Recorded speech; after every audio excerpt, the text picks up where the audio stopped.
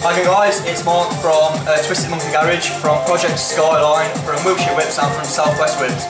Okay, we've got quite a few pages going on at the minute, which is good. We've got a lot of interaction, and people seem to be enjoying the pages, which is all good.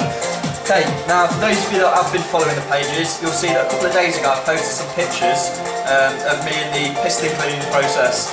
Okay, I didn't make a video on it because I don't really think I need to show you how to clean something.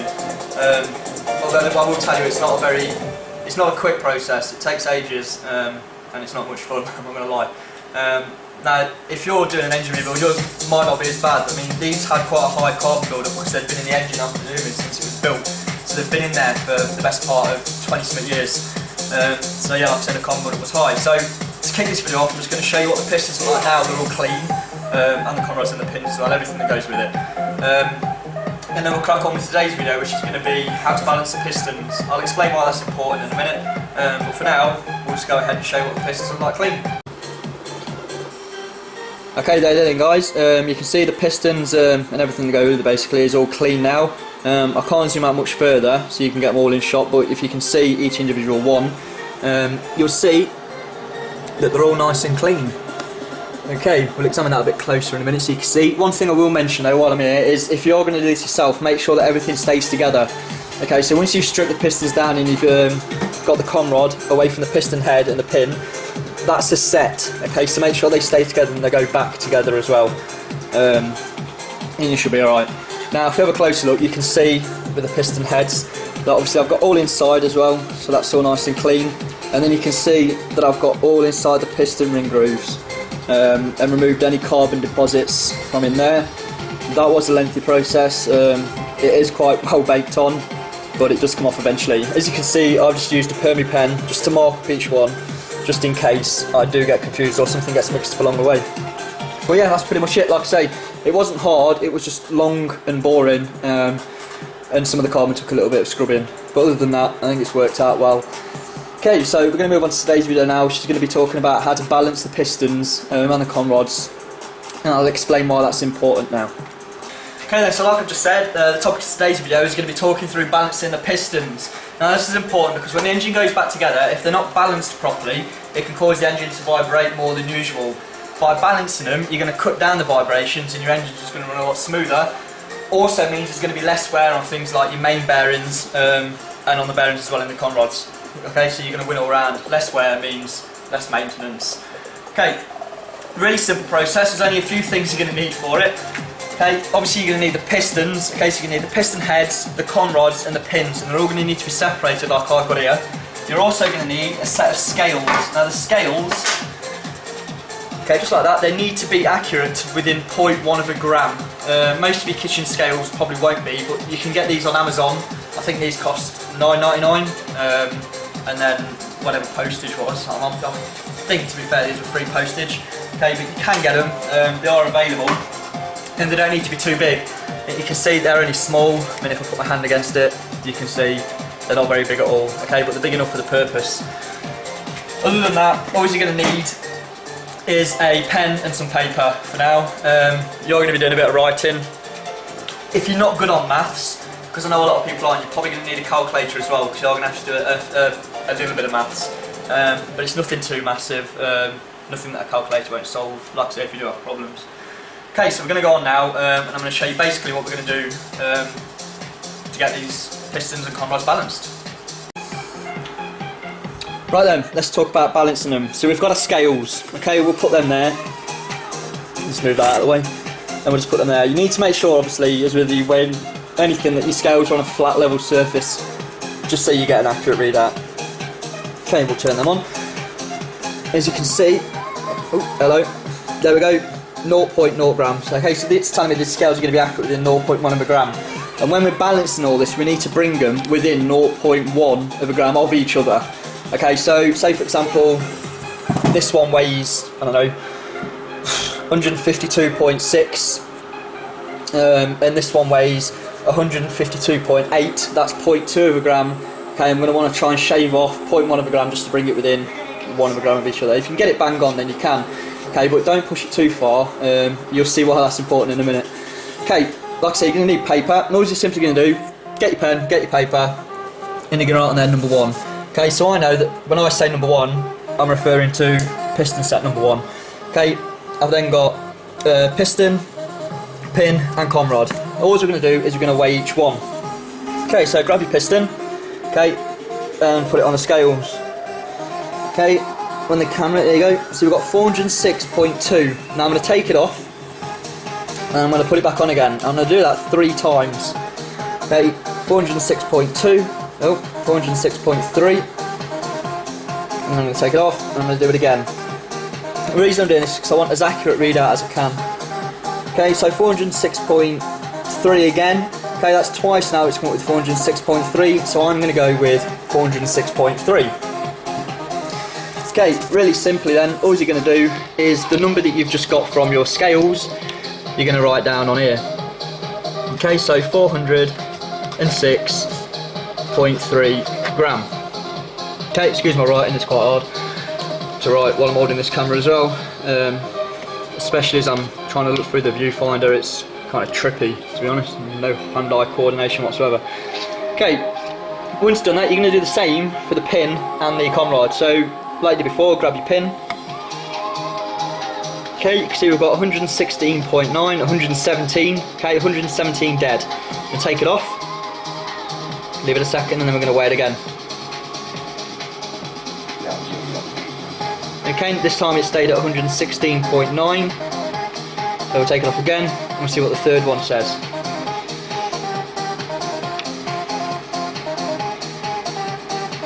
Okay, and we've gone to 116.9 again. So we're going to go with 116.9.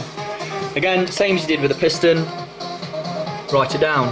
So 116.9 gram. Okay, and then exactly the same with the conrod. You can see where we're going here, it's not too difficult. Okay, so we've got the conrod on, and you can see we've got a readout of 583.8. Okay, quite heavy. So we're going to lift it off, and then we're going to do it again. Okay, I'll apologise for the camera skills. Obviously, I'm trying to hold the camera still and do this. So you're just going to have to bear with it. Okay, so we've got 583.9. Okay, let's see what the third one says.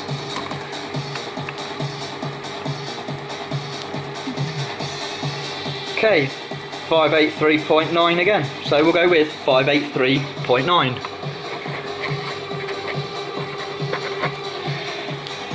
Okay, now I'm going to crack on and get the rest done. Okay, I've showed you how to do the one set. You're just going to do the same for literally all of them. There's not much to it, and we'll come back. I'll come back to you once I've just done all them, and I'll explain where we're going to go from there. Okay then guys, as you can see I've done that now. I've weighed each and every item and I've made a note of each weight. So you can see we've got piston 1, 2, 3, 4, 5 and 6. Now you'll see that the weights do vary quite a bit, which is worrying in a sense, but in another sense it's good because the engine was running alright before, so I know that once I've done this it's going to run even better, which is going to be great. Okay, so we can see that, for example, on number 1 the piston weighed 406.3 gram. We go down to piston 2 and the piston head itself weighed 406.5. Okay, the pins, 116.9, 116.9.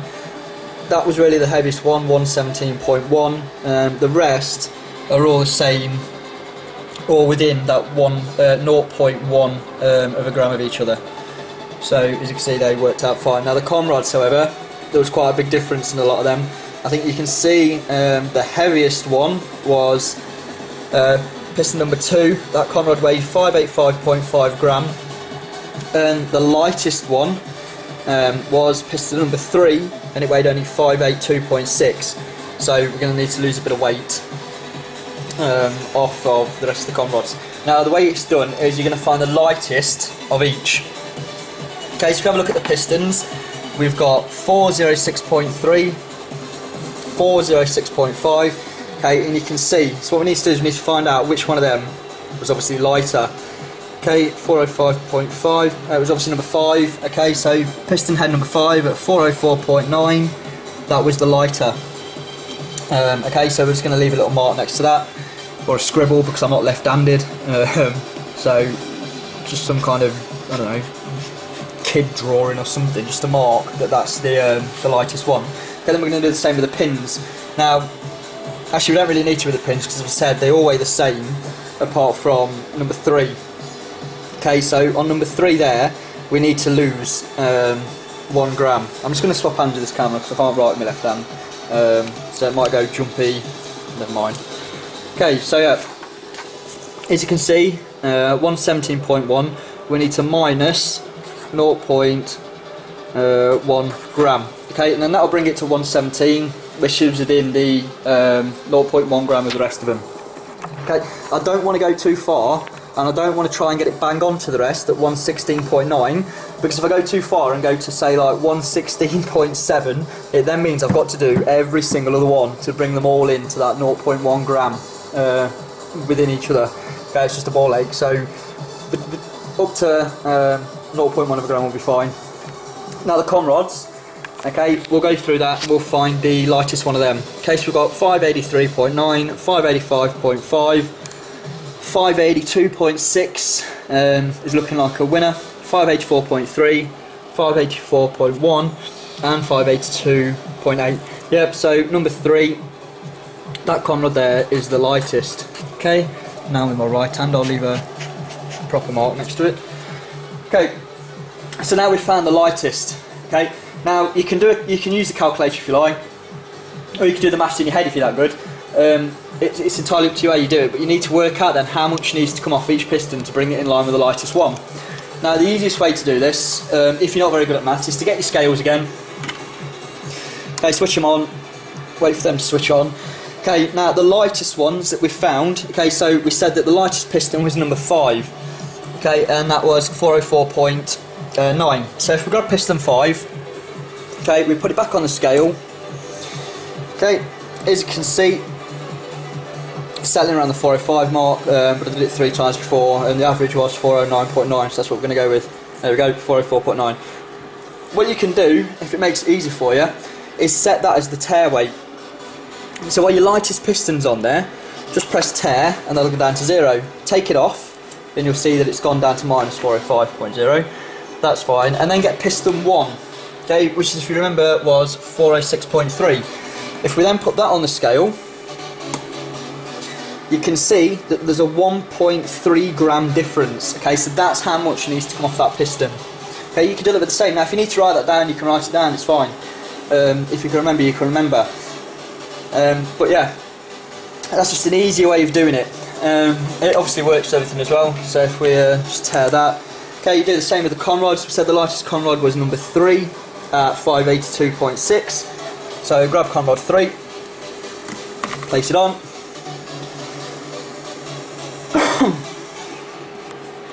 Okay, yeah, and that's on, and again we're going to tear it at that weight, take it off, and then get another one. Put it on. There we go, look, and you'll see there's a difference of 1.2 gram. Okay, that's just a really easy way of finding out what needs to come off each one. Okay, what we're going to go through now is how you're going to get the weight off. I can't really show you because I need both hands to do it, but I can talk you through it and then I can show you what it is afterwards. It's not really that difficult.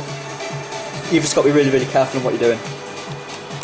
So now we've weighed everything, we've wrote it all down, and we know exactly how much we've got to lose off each piston or each con rod or each pin. Now you're going to do it different ways for each thing, so there's a different way to get weight off the piston heads as there is again off the con rods and especially the pins. Okay, all 3 are really simple though, and all you're going to need is just some basic tools, nothing major. Okay, so with the pistons what you're going to use is you're going to use a drill with obviously a metal drill bit. Okay, and on the inside in there, okay, just on these inside bits, you're just going to drill really, really shallow little indents in it. Okay, and believe it or not, each one will affect the scales. Okay, it won't affect them much, and for a gram, I'd say to get a gram off, you're probably going to need to drill quite a few holes in there. Okay, but don't go too deep, don't get carried away. And depending on your type of piston, if you've got the type of piston where there's a ridge just there, okay, mine's not, mine's flat, okay, my ridge is at the side here, but if you've got one that's in the middle, don't drill into that, okay, because you probably can do, but I wouldn't, because, I don't know, it might be a structural part of the pin, okay, since it's coming across the middle, might be a vital part, I wouldn't drill into it myself, I stick to around the sides and just in there. Okay, once I've done it, I'll show you what it looks like, just so you know. Okay. Now, the pins, all you're going to do with the pins is you're not going to shorten the pin in any way. You really don't want to do that, okay? All you do instead is you're going to get a Dremel with one of the sanding wheels on, just one of the little wheels with a sandpaper around it. Okay, you're going to go through into there on the inside and you're just going to sand off the weight. Okay, it does take a little while, but we've only got to lose 0.1 of a gram anyway on one of them, so that won't take too long. Okay, with the con rods. Right, with these, you need to be really careful. Now, as you can see on mine, on these Skyline ones, I've got these ridges on the top. Okay, so all I'm going to do to take the weight off mine is get it on the belt sander, okay, and I'm going to sand off the excess weight along there.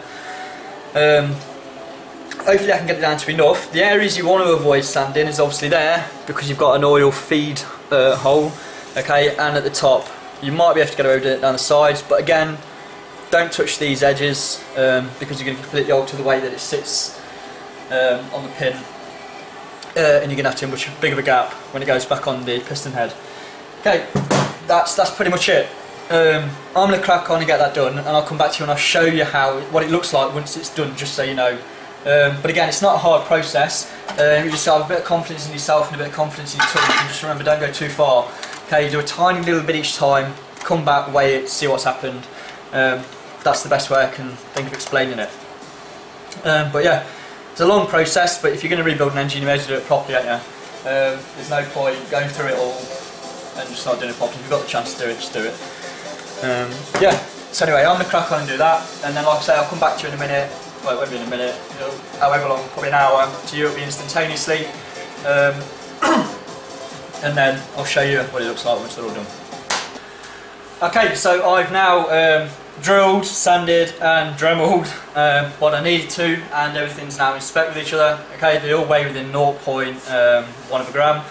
I'll show you now what it was I did. If you have a look at the con rod, you can't really see that well, but I'll show you. You can see there, that's just where I sanded it down, got rid of a bit of the extra weight on that. Okay, the pin, you're really not going to be able to see. We can try, I don't know if you can see, but I got the Dremel inside there. Okay, sanded some of the metal out, and that got rid of the weight.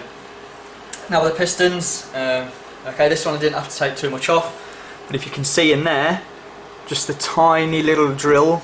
Okay, like I say, I've not gone too deep at all, but just those few little drill marks there, which literally, like you can see, they're not very deep. That was like 0.2 of a gram that took off there. Okay, so you just need to be really careful. I know it sounds crazy, but I did each one of those. I stopped, I reweighed, did another one, stopped, reweighed. Okay, it was the only way I could be sure that I wasn't going to go too far. And that's it, that's all you have to do. Okay, so now they're all balanced out. When they go back in the engine and the engine's eventually running again, it'll be less vibration, less wear and tear on the bearings. It's just going to be a healthier engine. The next step now with these pistons then is to get them back together. Okay, that's the reverse of how you got them apart again. Okay, I'm lucky because my pins are held in with circlips. Okay, a bit of oil and they slide right in. Okay, you might need to give it a bit of persuasion with a hammer, but nothing too massive. If you are going to do that, okay, I use an extension bar to get them out with. Okay, I put an extension bar on and then hammered it from the other side. Make sure, if you're going to do something like that, that the tool, i.e. the extension bar, is of a soft metal. Okay, you usually know if it's a soft metal, obviously one of the cheaper tools, and just try it, just scratch it on something harder, concrete. If it marks it, soft metal. Okay, that's ideal because it's not going to damage the pin. Okay, make sure you don't need that extension bar, or make sure it's one you can live without, because if you hit it too hard, you're not going to be able to use it again. Okay, but yeah, they do come out. I've got mine out. Okay, so I'm just going to give it a quick last clean. I'm going to get the marker off to go along, and then I'm going to put them back together. I can't really show you how to put them back together because obviously it's a one-man show, there's no one to hold the camera. But basically, piston, con rod, okay, line them up, push the pin in, put the circlips back on. It's not too difficult. Okay, I'm going to get that done. Once I've done that, I'll come back to you, and then we're going to move on to the piston rings. This is a lengthier process. It's not as simple as just snapping the rings back on there. There are certain things you need to do, but we'll cover that more in a minute once I've done this. Hi guys, so yeah, there we go, pistons back together, all good. I was going to show you the piston rings in this video as well, but I think I might save that to the next video because it gets quite in depth. What you're going to need when you do your piston rings is obviously your piston ring set. Okay, I got mine from Conceptual Tuning, very good price, and as always with Conceptua, you know that they're going to be high performance parts. Okay, you're also going to need a set of feeler gauges. Okay. And you're going to need a file of some sort. Now you can buy special piston ring filers, which is basically just a wheel. You spin it with the ring pressed against it and it files it down. But you can do it with a normal file. You just got to be very careful to keep it straight, not make any burrs on the edges. And yeah, we'll go through that in the next video. And you'll see why it's important to gap your piston rings properly. In that video as well, we'll be fitting the piston rings and I'll show you how to clock your piston rings. And then the only thing after that is to get the pistons back in there. Now I'm going to show you the block because it's a bit different from when you last saw it. If you've been keeping up to date with the pages, you'll see that I had a rethink on what I wanted to do with the car. I've changed quite a few things, so I'll show you the block now. Okay, there we go, there's the block now. Now for the keen observers amongst you, you'll notice that it used to be purple and it's now white. Okay, like I say, I had a rethink on what I wanted to do with the block and with the car itself. And white is where I landed on. You'll see why I chose white as the build progresses. But there we go. So that's the block at the moment. Now I'm not sure if you'll be able to see or not, but in there I've put the crank back in. Okay, and the whole crankcase is in, so it's securely in. Now I've also oiled it. That's the reason, or lightly oiled it. Literally just got some oil and a paintbrush, painted some oil on just to keep it, well, oiled. Okay, now that's the reason you'll see that the oil pan's fitted, because when I leave the garage, the engine's going to be turned upside down, and that's just going to prevent excessive amounts of dirt from falling into the parts that I've oiled already. But I hope you can agree, I like it white, I think it looks nice. It's going to go with a nice clean look that I'm aiming for on the car. And yeah, so there is the block now after the changes I've made. Okay, you'll notice that I've repainted everything. The feed pipes there have been repainted in black. Okay, this is all proper VHT, very high temperature paint. Okay, so it's not going to come off when the engine gets hot.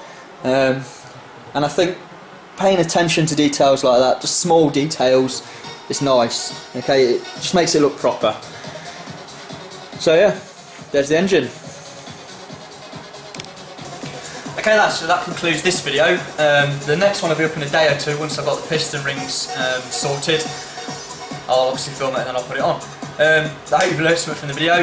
If you've got any questions, then as always just feel free to message me and I'll answer them, as I always do. Okay, other than that, just one last thing. I wouldn't mind somebody to film these videos with. I think it's about time that Project Skyline got a second person on board. Okay, so if you fancy, I don't know, being a part of the video, and you live around the Wiltshire area and you want to, I don't know, play with cars in your spare time, then drop me an email. Okay, it'd be nice to have someone else on board. It's nice to have a laugh when you're on your own. The benefits for you is one, whatever car you've got, we can incorporate that into the channel. Two, I've got a garage full of tools here that a lot of people probably haven't got, so they're all going to be beneficial to you. Okay, so let me hear from you, let me know if you're interested in being in the videos, and we'll go from there. If not, it don't matter, I'll do it on my own, I don't care. But yeah, so I'll see you next time when we get on to the piston rings. See you in a bit. Okay then, one last thing, just in case any of you didn't get what I meant by storing the engine upside down, I just literally meant turning it upside down on the engine stand so that the sump's now on top. Okay, and that sump is going to stop any excess dirt from floating down into the crank and crankcase and anything else that I've lightly oiled, which would just turn it furry with dust. Okay, we don't want that. Okay, so that's just what I meant, just in case someone didn't know what I mean. Okay, I know there's a lot of people out there that have got no experience with cars, and I'm all for that. I encourage it. This is the only way you're going to learn, and that's by being told. Okay, there we go. See you next time.